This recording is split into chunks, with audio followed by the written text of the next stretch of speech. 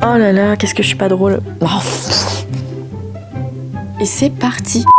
Hello, bienvenue dans cette nouvelle vidéo. Bon, j'ai pas beaucoup dormi parce qu'hier c'était l'Igloo Fest.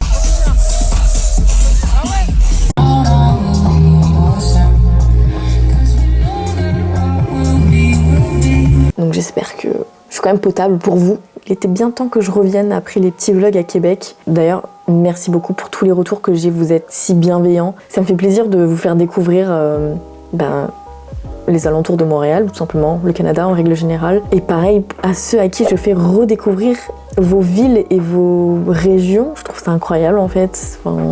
Donc ça me motive pour la suite et des projets que j'ai en tête. Maintenant, aujourd'hui, c'est une face cam pour vous parler un petit peu des choses qui m'ont surprise quand je suis arrivée ici à Montréal. Je ne suis pas du tout en comparaison avec le système français et le système québécois, c'est pas du tout mon objectif. C'est juste de vous parler de la vie ici tout simplement et d'être objective. Mais c'est des choses aussi personnelles qui, moi, m'ont surprise sans forcément partir dans le mauvais sens. Parce qu'on accepte et qu'on voilà, on est expatrié et voilà, c'est comme ça. Et on fait avec ce qui se passe ici et comment ça fonctionne. C'est des choses que je vois au fur et à mesure. Et je suis contente de ne pas les avoir su avant, comme ça me fait moi apprendre aussi personnellement des choses sans avoir à entendre les avis de tout le monde. Maintenant j'ai mon propre avis personnel et c'est votre avis que je veux maintenant. Elle se fera en deux parties parce qu'il y a quand même pas mal de choses que j'ai remarquées et je pense que ça peut vraiment intéresser ceux qui arrivent mais aussi ceux qui sont là depuis pas trop longtemps et qui sont peut-être un peu perdus sur certains points. Parenthèse ouverte, j'espère qu'il n'y aura pas trop de bruit de fond parce que malheureusement je suis en coloc. Alors c'est compliqué d'avoir la maison pour soi pour filmer, donc c'est comme ça. Parenthèse fermée. Et c'est parti. Je sais pas pourquoi je fais ça, c'est super gênant. L'une des premières choses que j'ai découvertes ici qui m'a vraiment interloquée, c'est la façon de parler. Alors, différentes façons de parler, c'est... Je nuance quand même un petit peu. C'est des choses dans les phrases, des petites choses qui sont dites dans une conversation qui m'ont interloquée dès le départ. C'est pas des expressions, parce que les expressions sont quand même propres à chaque culture, à chaque pays. C'est vraiment les façons de parler. On démarre avec « Allô, bon matin, bienvenue ». Bon dîner. Quand j'ai commencé à travailler ici à Montréal, la première fois que je suis allée déjeuner, donc prendre ma pause de midi, j'ai une collègue qui commence à me dire « Bah bon dîner ». Pardon ? Pardon ? Pardon ? Pardon ? Je suis bon dîner mais il est midi. Enfin voilà, je comprends pas. Et elle me dit ah oui, non mais ici, chez nous, le dîner c'est à midi et le souper c'est le soir. Ah ok. Je situe quand même pour les Québécois qui ne savent pas. En France, on dit petit déjeuner, déjeuner et dîner. C'est comme ça. Et vous dites déjeuner, dîner, souper. C'est tout simplement des habitudes auditives à prendre et peut-être même que des fois vous les utiliserez. Moi je les utilise maintenant puisque je travaille avec des Québécois. Bah forcément on parle comme ça et en vrai ça va, ça passe totalement. Je suis pas traumatisée, absolument pas. Et ça fait partie aussi de l'intégration qu'on doit faire. C'est pareil quand vous dites merci à quelqu'un, il va vous dire bienvenue. Comme en anglais en fait, you're welcome. Et ici c'est bienvenue. C'est la même chose, tout simplement. Donc juste pour le dîner, faites attention que quand quelqu'un va vous inviter à dîner, mais qu'il n'est pas français, là demandez-lui l'heure quand même pour être sûr. C'est mieux. Deuxième point, et pas des moindres, la carte bancaire. Les cartes bancaires, c'est une histoire ici. Surtout quand on vient de France et qu'on a une seule carte bancaire pour faire tous nos achats possibles et inimaginables. Et bien ici, on a deux cartes. La carte de débit et la carte de crédit. Vous les voyez là. J'avoue que quand j'ai su ça avant de partir, j'étais là, mais attends, qu'est-ce que c'est que ce bordel ? Je vais jamais y arriver. En plus, carte crédit, c'est un peu à connotation négative. On sait très bien que les crédits, ça peut vous mettre en difficulté financière.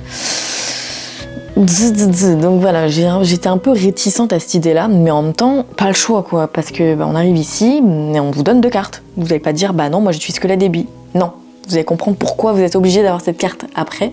En effet, c'est juste de pas être trop effrayé et d'essayer juste de comprendre le fonctionnement et pourquoi on aurait deux cartes. Pourquoi ce serait pas juste possible d'utiliser juste une seule carte débit et d'utiliser la crédit quand on veut, mais pas être obligé de l'utiliser à certaines fois. Bref, je m'enfonce. Je vais essayer d'être claire et concise. La carte de débit, c'est une carte qui va vous permettre d'acheter au quotidien dans les magasins, mais vous ne pourrez pas l'utiliser sur Internet. Voilà. Parce qu'elle n'a pas de code sécurité. Elle va aussi vous permettre de retirer en banque de l'argent liquide. Et la crédit, elle, par contre, vous allez pouvoir l'utiliser sur Internet. C'est la seule que vous utiliserez sur Internet. La carte de crédit, elle est associée à votre compte crédit. Sur ce compte-là, quand vous arrivez et vous ouvrez votre compte dans une banque, on va donc vous demander un montant de crédit que vous souhaitez avoir. Je sais pas si ça se passe comme ça pour tout le monde, mais moi personnellement ça s'est passé comme ça. On m'a demandé combien de crédit je voulais sur ma carte. C'était soit 500, soit 1000 $. Bon, j'ai pris 500. On va pas non plus faire les foufous avec l'argent, surtout quand on est expatrié, voilà. Ce qui fait qu'en fait c'est un 500 $ que vous avez constamment sur votre compte et vous pouvez les utiliser quand vous voulez. À partir du moment où vous remboursez tout de suite. Ou sous 21 jours. Sinon, ensuite, vous avez... Sinon, par la suite, après les 21 jours, vous pouvez avoir des... Oh, ta gueule. Même moi, je me perds dans mes propres explications. Et ensuite, je crois que je vais recommencer cette séquence. Et si au bout des 21 jours, vous n'avez pas remboursé ce que vous avez utilisé, vous allez devoir des intérêts. Donc on va éviter ce genre de bêtises. C'est pas forcément des bêtises, c'est juste que voilà, si vous savez pas vraiment gérer votre argent, ça peut être compliqué. C'est pour ça que c'est important de savoir gérer votre argent, de faire attention à vos dépenses, surtout si vous n'avez pas forcément de métier stable, mais surtout de comprendre tout simplement le fonctionnement de ces deux cartes-là et pourquoi le crédit, pourquoi le débit, bref. Ce qui fait que moi, quand j'utilise, par exemple, je vais acheter en magasin une paire de chaussures, je vais prendre l'argent du crédit et quand je rentre à la maison le soir, je vais prendre de l'argent sur mon compte débit, donc compte courant, comme le compte qu'on a en France, et je vais déplacer donc le montant de mon achat sur mon crédit. Et comme ça, le crédit revient à 0, à 500, et voilà, et j'ai plus rien à devoir à la banque. Voilà, c'est un cheminement à comprendre, j'espère que je suis claire, mon Dieu, je crois pas en plus. Je sais qu'après PVTist, ils font beaucoup de lives d'informations. Moi j'ai regardé je crois 3 lives au sujet du compte bancaire et des cartes crédit débit, donc ça vous aide aussi à comprendre le fonctionnement. Et puis une fois que vous arrivez ici, vous demandez bien sûr à votre banque de vous expliquer quand même un minimum de choses, mais sinon on est beaucoup ici à déjà savoir comment ça fonctionne, donc vous demandez à un expatrié qui est déjà ici. Au pire, venez me demander si vous n'avez pas compris l'explication, je vous réexpliquerai bien et clairement. Mais il y a aussi une particularité pour ce compte crédit, c'est que ça va vous permettre ensuite, si vous voulez vous établir ici, de créer votre historique de crédit qui évalue votre façon de consommer et votre délai de remboursement du crédit. Ce qui fait qu'après, vous allez être potentiellement capable d'acheter une voiture, d'acheter une maison. C'est ça en fait qui va permettre à la banque de voir que vous savez gérer votre argent. Ce qui va vous permettre d'acheter quelque chose de plus important qu'une paire de chaussures. Voilà. Mais aussi, je sais qu'il y a des bailleurs qui demandent l'historique de crédit. Mais je veux dire que si on est là depuis 2 mois, et qu'on n'utilise pas notre crédit parce qu'on n'a pas forcément envie, ce que j'ai envie de dire, c'est que si ça fait 2 mois qu'on est ici, on n'a pas forcément eu l'occasion d'utiliser beaucoup nos crédits. Donc je vois pas comment un bailleur peut voir au bout de 2 mois qu'on sait gérer notre argent. Mais bon, c'est un autre débat. Je n'ai pas encore eu affaire à ça. Mais si déjà l'un ou l'une d'entre vous a déjà eu affaire à ce genre de situation, je veux bien que vous m'expliquiez un petit peu comment ça s'est passé et depuis combien de temps vous étiez ici. Voilà, toutes ces choses-là. J'en ai fini avec les cartes bancaires. Je pensais pas que ça allait être si compliqué d'expliquer. Même si je me comprends totalement, mais j'ai peur en expliquant de pas être claire. Vous avez compris. Le 3e point que je voulais évoquer, c'est le monde du travail et la confiance que les employeurs vous donnent, ou la confiance qu'ils mettent en vous quand vous commencez un travail. Moi, je trouve ça fou. J'en suis à ma 3e expérience professionnelle depuis que je suis ici, donc en 3 mois. J'ai quand même vu plusieurs employeurs. Et j'avoue qu'il y a un climat de confiance assez facile entre l'employeur et l'employé. C'est assez intéressant d'ailleurs. Moi j'ai plusieurs patrons qui m'ont dit tout de suite on te fait confiance, on a confiance en toi, nanana. Je me dis c'est fou, vous me connaissez pas non plus tant que ça, vous savez pas vraiment comment je travaille, ma façon de travailler. Je me demandais pourquoi ils me faisaient confiance à ce point-là et si rapidement. Enfin voilà, je sais pas pourquoi. Là c'est pareil, sur mon 3e job que j'ai eu, ça fait 15 jours que j'y suis, et tous les jours on me dit j'ai confiance en toi, j'ai confiance en mon instinct, je t'ai choisi, nanana. Je me dis waouh, c'est fou. Je suis agréablement surprise parce que ça aide quand même dans la confiance en soi, dans le monde professionnel, de se dire que ok, ils me font confiance, donc allez, ça motive, je trouve. En fait, c'est pas comme si on vous méprisait dès le départ, ou peu importe, mais un sentiment négatif qui fait que vous allez quand même avoir du mal à vous intégrer, à ce qu'on vous fasse confiance. Ou alors peut-être qu'un employé va attendre que vous fassiez vos preuves pour vous faire confiance. Là, c'est je te fais confiance, donc vas-y. C'est vraiment cool. Moi, je suis vraiment contente de ça. Et c'est un point qui vraiment aide dans le monde professionnel, surtout quand on est expatrié. Je sais pas vous, d'ailleurs si c'est pas le cas, je veux bien que vous me disiez, après ça dépend peut-être des domaines, ça dépend des employeurs forcément, c'est sûr, mais c'est quand même un sentiment général que j'ai, même en parlant avec d'autres personnes du monde du travail ici, c'est quand même quelque chose qui revient constamment. Troisième point, pour ceux qui aiment sortir, parce qu'ici vous n'allez pas être déçus, et il faut pas être casanier ici. Enfin bon, je ne juge absolument pas.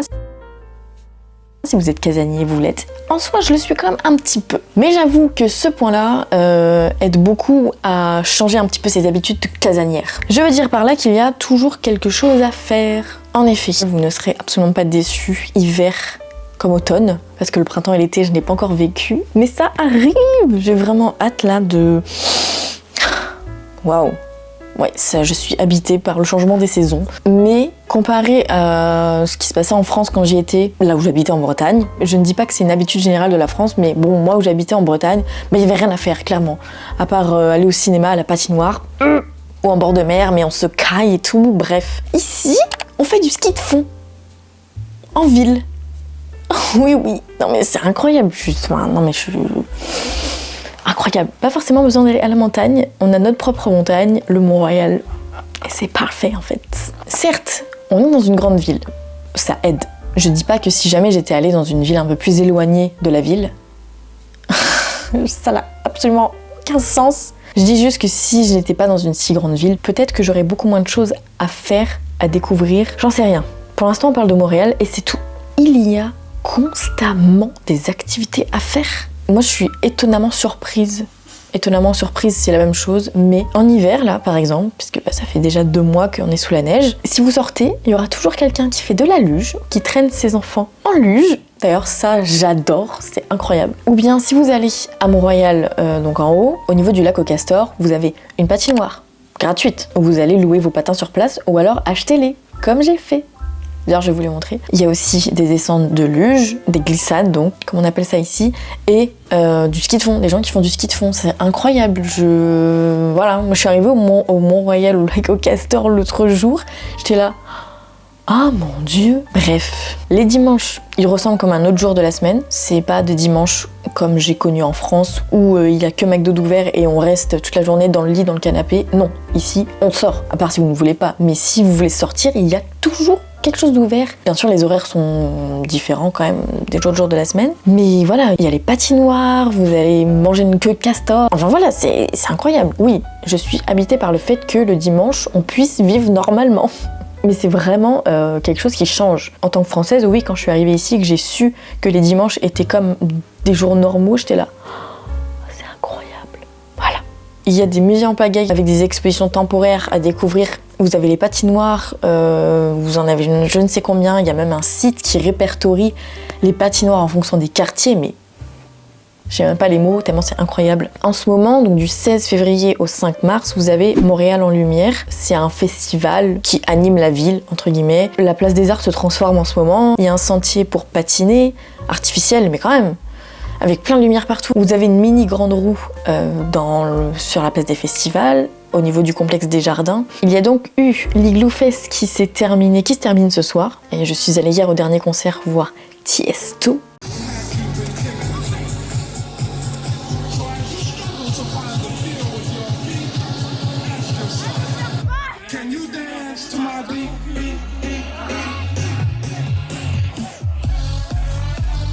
C'est sous la neige, même par moins 40. Il y a des gens la semaine dernière par moins 40 qui sont allés voir des shows. Personne n'est mort. Même sous moins 15 degrés, on fait des choses. Les gens sortent en famille, font de la luge. En été, c'est pareil. J'ai pas encore vécu, mais j'ai quand même eu des échos. Comme quoi, la ville ne dort quasiment jamais. Et il y a les pique-niques électroniques qui durent sur plusieurs mois, les week-ends. Enfin bref, je pourrais faire qu'une vidéo de ça. Mais vous avez compris un peu le thème. Hein. C'est vrai que si je viens à entendre quelqu'un qui me dit « ici, je m'ennuie », j'avoue que j'aurais quand même un peu de mal à le comprendre, même si je ne juge personne et que chacun voit midi à sa porte, chacun a ses activités. Quand même. J'avoue que c'est quelque chose qui m'intrigue quand quelqu'un me dit qu'il s'ennuie. Je sais pas. Un autre point qui tout de suite m'a plu énormément. Je sais que c'est pas dans toutes les habitations, mais moi en tout cas chez moi, j'ai un code pour rentrer dans ma maison. j'ai absolument pas de clé. Donc de 1, c'est la pratique parce que au moins on perd pas de clé. Et sécurité, bien entendu, faut pas oublier de fermer la porte derrière soi. Mais voilà, c'est quelque chose que je connaissais pas, parce qu'en France, je connais pas beaucoup d'habitations qui ont des codes, mais pas sur toutes les habitations, mais moi j'ai. Et c'est tip top. Après, on a la vie dans les cafés. Alors, la vie dans les cafés, qu'est-ce que ça veut dire réellement? Tout simplement qu'ici, il y a une grosse culture du café. Voilà, on va aller au travail en passant par le café pour s'acheter un café. On va passer des heures avec des amis au café. On va travailler au café. On va étudier au café. Bref, au café. Oh là là, qu'est-ce que je suis pas drôle. Et voilà, enfin, tous les Français seront d'accord avec moi, à moins que vous habitiez dans une grande ville, genre Paris. Mais pour moi, j'ai jamais vu ça ailleurs. Je n'ai jamais fait de télétravail dans un café, je n'ai jamais étudié dans un café. Alors peut-être maintenant, peut-être que les habitudes ont changé et que certains étudiants le font en France. Mais ici, tout le temps, c'est tout le temps blindé. Il faut limite réserver une petite table dans le café. Vous n'êtes absolument pas sûr de choisir un café, d'y aller et d'avoir une place. Et il y a toujours des prises partout. Je sais que quand moi je vais, par exemple, pour monter une vidéo, parce que je ne télétravaille pas, j'allais dans les cafés et le critère principal c'était d'avoir des prises pour recharger nos ordis. Moi c'est quelque chose que j'aime beaucoup, c'est vraiment une différente culture. Ouais, j'avoue que je prends goût. Mais attention au budget café, il faut l'avoir. Je ne sais même plus à quel point je suis, je parle beaucoup trop. 1, 2, 3, 4, 5, 6, 7. 7e point. Les gens font la queue pour le bus. Juste ça. Je suis désolée, mais moi et le respect, on est comme ça. Moi, j'ai des valeurs, j'ai des principes, et ça, c'est quelque chose qui me plaît tellement. Depuis que je suis ici, j'ai vécu 0 bousculade, que ce soit dans le métro ou dans le bus. Tout se passe calmement, tranquillement. Le premier qui est arrivé pour attendre le bus sera le premier. Le dernier qui est arrivé est au bout de la queue. Et ça rentre au fur et à mesure comme ça. Par exemple, hier, en rentrant de l'Igloo Fest, je suis allée prendre un bus parce que les métros étaient fermés. Je suis arrivée, j'étais pas la première, et j'ai fait la queue. Et on est tous rentrés calmement, sans encombre. Je suis trop émotive, c'est trop bien. Je suis désolée. Pareil dans le métro, même s'il y a des heures de pointe, j'ai jamais vu quelqu'un bousculer quelqu'un d'autre ou faire le fou. On respire. Bon, j'avoue que je suis pas non plus très à l'aise quand les métros sont blindés aux heures de pointe, mais en même temps j'ai pas le choix. On a des heures de travail, de bureau. Mais voilà, tout le monde se respecte, il y a pas de bousculade. Quand les gens sortent du métro, ceux qui attendent de rentrer dedans se poussent pour laisser tout le monde sortir calmement. Les gens ne font pas rentrer-sortir en même temps, parce qu'à un moment donné, ça patte plus. Donc c'est quand même un point, moi, qui me fait du bien en me disant que quand je vais dans les transports en commun, puisque je conduis pas, j'ai pas de voiture, j'utilise les transports en commun tous les jours, je me dis que ça me rassure de pas tomber dans des situations angoissantes, dérangeantes. Tout se passe bien. Je touche du bois. Le parquet. Alors Montréal, reste comme ça, s'il te plaît. C'est certainement ça pareil dans tout le Québec, mais voilà, j'ai que l'exemple de Montréal, donc je peux dire que ça. Avant-dernier point, quand vous allez payer à la caisse et que vous voulez payer en liquide, ne dites pas liquide. J'ai appris ça au marché de Noël. Quand j'étais à la caisse de mon stand bretzel, les gens me disaient oui, je paye comptant. Content? Tu es content? Qu'est-ce que ça veut dire, content? J'étais là, personne ne m'avait jamais appris à tenir une caisse dans un marché de Noël avec des étrangers et des Québécois, des Français, enfin voilà, multiculturel. Je parle des clients. Par déduction, j'étais là. Donc pas débit ni crédit. Non, en cash. Ah! Donc si tu dis comptant avant, mais qu'après tu changes pour dire cash, donc comptant c'est cash, c'est liquide, ok. Ce qui fait que j'ai compris que ici on dit pas liquide, on dit pas espèce, on dit comptant ou cash. Et voilà, tout simplement. Mais c'est quelque chose qui m'a surprise et j'étais un peu en panique. Et c'était super enrichissant de découvrir comment en fait les différentes façons de dire comment on va payer. C'est pareil avec la carte. Je l'ai pas mentionné tout à l'heure, mais en fait, alors ça dépend dans quel magasin, mais souvent, en règle générale, on me demande vous payez crédit ou débit? Voilà, c'est quelque chose. Au début, j'étais là. Écoute, je sais pas. En fait, c'est vous qui décidez si vous voulez payer en carte de crédit ou en carte débit. C'est tout. Voilà. C'est juste une petite gymnastique mentale à faire, qui a plusieurs moyens de payer, mais qui ne se disent pas forcément de la même manière qu'en France. Avant-dernier point. Les colis restent devant la porte. Alors ça, c'est quelque chose que je vais développer. Voilà. Quand je dis ça, c'est surtout des livreurs, donc Amazon, FedEx, Un FedEx, je suis pas sûre. Mais bon, en général, c'est Amazon qui va vous livrer quelque chose. On me dit que telle date, ça sera livré. Donc le lendemain, en général, avec Prime. Et dans ces cas-là, je travaille. Bah, en France, j'étais là, il va passer dans la journée, mon Dieu, comment je fais? En plus, ils vous donnent des heures qui ne correspondent pas avec leur réelle heure d'arrivée, ce qui fait que c'est quand même très angoissant de recevoir un colis en France, dans le sens où vous, en général, vous devez être sur place si vous voulez le recevoir, donc chez vous. Ou bien alors, il va être envoyé dans un point relais, ou alors, vous allez le chercher 48 heures après au service de dépôt de la poste. Des trucs qu'on déteste. Et bien là, vous commandez votre colis, il arrive le lendemain, vous ne savez pas à quelle heure, mais quand vous rentrez, peu importe à l'heure à laquelle vous rentrez, et ne vous faites pas de soucis, votre colis vous attendra sur le pas de la porte. Alors maintenant, nuance, il y a déjà eu des vols. Je sais que c'est quand même pas la majorité ici, du moins à Montréal. J'ai quand même un coloc qui s'est fait voler un colis. Depuis, ce n'est pas arrivé. Moi, je n'ai jamais eu de colis volé. Pourtant, je me suis fait livrer plusieurs fois. Mais quel plaisir juste de savoir que vous allez être livré, mais que vous n'allez pas stresser, de ne pas savoir quand est-ce que votre livreur va arriver et que où est-ce que le colis va finir au final si ça ne va pas dans la boîte aux lettres. Parce qu'ici, les boîtes aux lettres sont rikiki comme ça, elles sont toutes petites, c'est même pas vous pouvez juste glisser une lettre ou alors un petit colis genre en format lettre. Mais tous les gros colis, les boîtes tout simplement, et ben ça reste sur le pas de la porte. Et en général, le livreur va faire une photo du colis sur le pas de la porte pour prouver que ça a quand même été bien livré si jamais il y a des vols ou des constatations par la suite. Je touche encore du bois, le parquet. C'est quand même un sacré luxe, je trouve, et un gain de temps. Et le dernier point de cette première partie des choses qui m'ont surprise en arrivant à Montréal, c'est que votre paye, vous la recevez tous les 15 jours.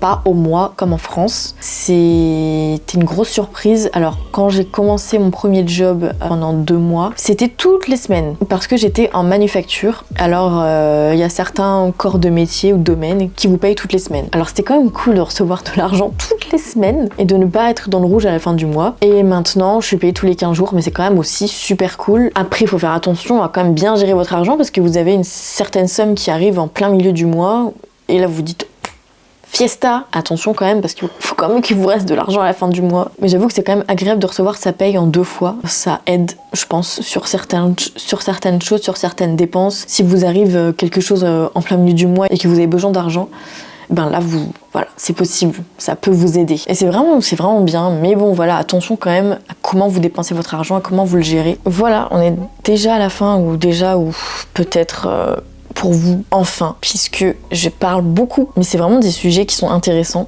J'espère que ça vous a intéressé. Une deuxième partie arrive parce que j'ai encore beaucoup de choses à vous faire découvrir. J'aimerais bien savoir quand même vos retours par rapport à ça, votre expérience, les sujets qui vous ont surpris, un petit échange là comme d'habitude parce que vous êtes vraiment super intéressés par tout ce qui se passe sur cette chaîne et c'est vraiment génial. Merci beaucoup. Je vous quitte là-dessus. Profitez de la vie, prenez soin de vous surtout et bon courage pour ceux qui sont peut-être en train d'être en attente dans le bassin pour être tirés au sort pour partir, ou bien ceux qui savent déjà qu'ils partent. Bon courage à tout le monde. N'hésitez pas à me retrouver sur les réseaux sociaux, notamment Instagram, c'est là où je suis le plus. TikTok aussi, mais TikTok c'est quand même plus chill et marrant, voilà. Je suis vraiment dans l'autodérision pour le coup sur TikTok et ça me va, j'ai pas besoin de plus. N'hésitez pas à commenter et on se retrouve bientôt.